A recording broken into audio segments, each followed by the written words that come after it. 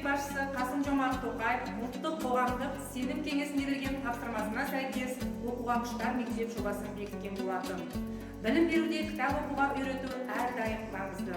Бүгінгі таңда оқушылардың кітап оқу құзыреттілігін қалыптастыру өте маңызды міндет болып табылатыны бәрімізге аян.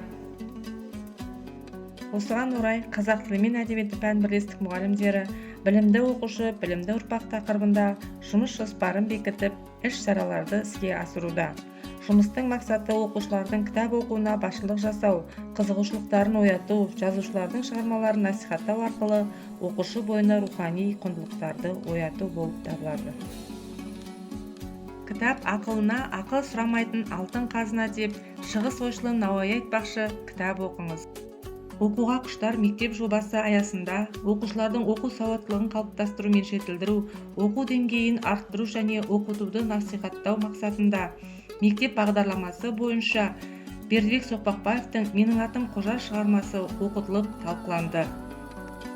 5-ші орыс сыныптар арасында білім негізі кітап тақырыбында мәнерлеп оқу сайысы болды.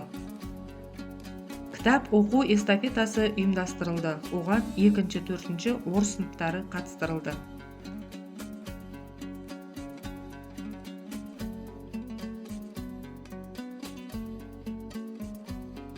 6-ші орыс сынып оқушылары арасында кітаппен өткен демалыс күндер қызық атты кітап оқу жарысы болды.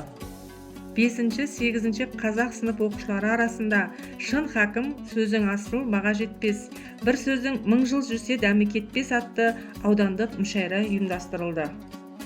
8-10 қазақ сынып оқушылары арасында ақиық ақын Мұқағали Мақатаевтың «Аққулар ұйықтағанда» поэмасын, Шәкәрім Құдайбердіұлының «Еңлік кебек» поэмасын, Дулат Исабековтың «Әкпе» пьесасын және Абай Құнанбаевтың «Абай жолы» роман-эпопеясына талдау жүргізілді.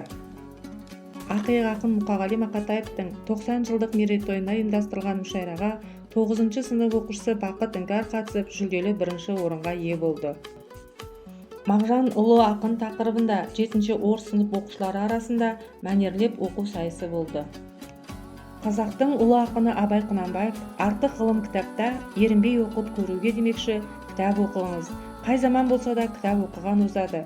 Көркем әдебиетті оқуға құштар болыңдар.